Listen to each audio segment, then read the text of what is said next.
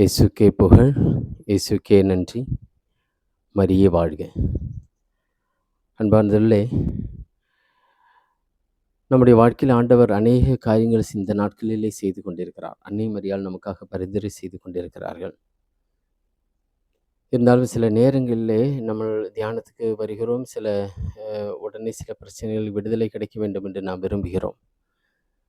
தியானம் கூடி போன பிறகு, அதாவது முக்கியமாக நம்முடைய குடும்பங்களில் சில தீய கட்டுகளுடைய சில பிரச்சனைகள் இருக்கிறது போல நம்முடைய வாழ்க்கையில் நமக்கு தோன்றியதென்றால், சில காரியங்கள் நாம் செய்ய வேண்டும்.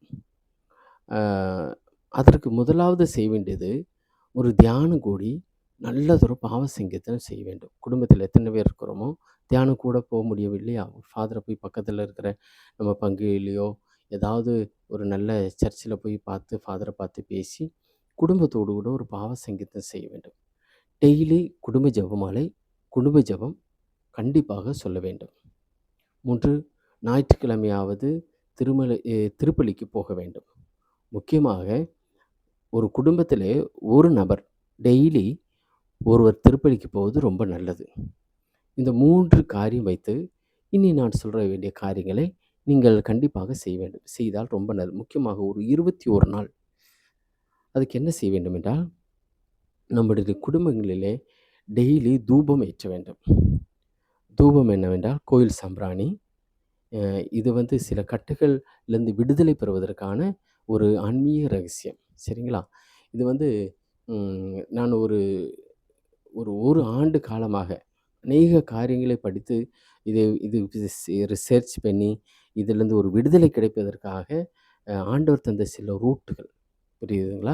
அப்போ நீங்கள் இதை போல் செய்தால் ரொம்ப நல்லது. முதலாவது நீங்கள் புரிந்து கொள்ள வேண்டும், செய்வனையோ எந்த மந்திரவாதமோ மாயத்திற்கோ நம்மளை எதுவுமே செய்ய முடியாது. ஏனென்றால், என்றைக்கு சிலுவையிலே ஆண்டவர் இயேசு கிறிஸ்து தன்னை உயிரை விட்டு அவருடைய இரத்தம் இந்த பூமியில் விழுந்ததோ, அப்பொழுதே பிசாசனுடைய அவனுடைய எல்லா சூழ்ச்சிகளும், அவனுடைய பவர் எல்லாவற்றையும் அவன் இழந்து விட்டான்.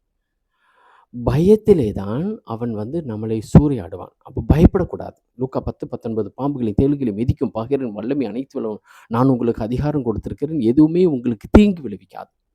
இந்த இறைவார்த்தை அடிக்கடி சொல்ல வேண்டும். அமேன், அல்லேலூயா. இஸ்ரேலின் ஒளியானவர் நெருப்பாக மாறுவார். அதன் தூயவர் தீக்குழந்தாய் உருவெடுப்பார். அதவனுடைய முட்புதரையும் நெருஞ்சி முட்களையும் ஒரே நாளில் சுட்டெரித்து சாம்பல் ஆக்கிவிடும். எல்லா பிரச்சனையும் சுட்டெரித்து ஆண்டவர் சாம்பல் ஆக்குவார். 3 காரியங்கள். ஒரு காரியம் செய்ய வேண்டும். நீங்கள் ஒரு 3 பொருட்களை வாங்க வேண்டும். தூபம் ஏற்றும் பொழுது கோயில் சாம்பிராணி வாங்க வேண்டும். வெள்ளைப்பூண்டு, கொஞ்சம் வெள்ளைப்பூண்டு வாங்க வேண்டும். அதே போல் கொஞ்சம் வசம்பு ஒரு 1/4 கிலோவோ 1/2 கிலோவோ வாங்கிக்கொள்ளுங்கள். இந்த வசம்பு, வெள்ளைப்பூண்டு, கோயில் சாம்பிராணி இதை கொண்டு போய் தேவாலயத்திலே நம்முடைய சர்ச்சிலேயோ உங்களுக்கு தெரிந்த ஒரு ஃபாதரை பார்த்து ஃபாதர்கிட்ட தீர்த்தம் நம்ம ப்ளெஸ் பண்ணுற மாதிரி ப்ளெஸ் பண்ணி வாங்க வேண்டும். அதை வாங்கி வீட்டில் கொண்டு மாலை பொழுதில் நம்முடைய சாதாரண தூப ஏற்றுற போல தீ சிரட்டையெல்லாம் போட்டு அதில் இந்த தீ பற்ற வைத்து, அந்த பற்ற வைக்கிற அந்த பத்தி எரிந்த பிறகு அந்த தீ கனலில் இந்த கோயில் சாம்பிராணியும் இந்த வெள்ளைப்பூண்டையும் அதே போல் வசம்பியும் போட்டு அந்த தூபம், அந்த புகை வரும் பார்த்திங்களா, அந்த புகையை நம்ம வீட்டில் எல்லா ரூம்லேயும் கொண்டு காமிச்சு நம்ம வீடு ஃபுல்லாக அந்த தூபம் ஏற்ற வேண்டும். அப்படி ஒரு 21 நாள் செஞ்சு பாருங்கள். வீட்டில் பயங்கரமான மாற்றங்கள் வருவதை உங்களால் காண முடியும். அன்பார்ந்தவர்களே, இது முடிந்தால் உங்களுடைய இப்படி இதே போல் கஷ்டப்படுற யாராவது இப்படி ஏதாவது செஞ்சுருக்காங்க அப்படி இப்படி சொல்கிறவங்களா இருந்தால் நீங்கள் அவங்களுக்கு இதை அனுப்பி கொடுங்க. ஆனால் இதை நம்ம கேத்தலிக்கு நம்முடைய மக்களுக்கு மட்டும் இதை நீங்கள் அனுப்பி கொடுத்தால் ரொம்ப நல்லாயிருக்கும். எல்லாருக்கும் இதை ஷேர் பண்ணி எல்லாரும் விசுவசிக்க மாட்டார்கள். ஆனால் இது செஞ்சு பாருங்கள், கண்டிப்பாக ஒரு மாற்றம் வரும். தூக்கம் இல்லாதவர்கள் நல்ல தூக்கம் கிடைக்கும். முக்கியமாக இந்த பிள்ளைங்க ரொம்ப தேவையில்லாத சேட்டைகளாக செய்கிற குடும்பங்களில் பிள்ளைகள் இருந்தாலும் நீங்கள் அந்த வீட்டில் தூபம் ஏற்றுங்க. அப்புறம் எண்ணெயை வாங்கி முடிந்தால் ஒலிவெண்ணெயோ, ஜெருசலேம் தியான இல்லத்தில் ஒலிவெண்ணெய் இருக்கும். அந்த ஒலிவெண்ணெய் ஃபாதர்கிட்ட ப்ளெஸ் பண்ணி, அங்கேருந்து ப்ளெஸ் பண்ணி கொண்டு வந்த எண்ணெய், அந்த ப்ளெஸ் பண்ணி தேங்காய் எண்ணெயாக இருந்தாலும் பரவாயில்ல, ப்ளெஸ் பண்ணி வந்த அந்த எண்ணெயும் நெற்றியில் பூசி விட வேண்டும். அவர்களுக்கு டெய்லி ரொம்ப குசும்பு செய்கிற மாதிரி, ரொம்ப தொந்தரவு பண்ணுற மாதிரி குழந்தைங்க இருந்தால் ஒரு டெய்லி ஒரு அரை ஸ்பூன் அவங்கள குடிக்க வைக்க வேண்டும். நீங்கள் செஞ்சு பாருங்கள். தேவன் உங்களுடைய வாழ்க்கையில் பெரிய காரியங்களை செய்கிறாரா இல்லையா என்று பாருங்கள். அன்பார்ந்தவர்களே, தேவன் பெரிய காரியங்களை செய்வார். அன்பார்ந்தவர்களே, மிக்காயேல் இதை போல நீங்கள் இந்த தூபம் ஏற்றும் பொழுது விசுவாச பிரமாணம் 33 முறையோ விசுவாச பிரமாணம் சொல்லிக்கொண்டே தூபம் ஏற்ற வேண்டும். அதுபோல் 33 முறை டெய்லி விசுவாச பிரமாணம் சொல்ல வேண்டும்.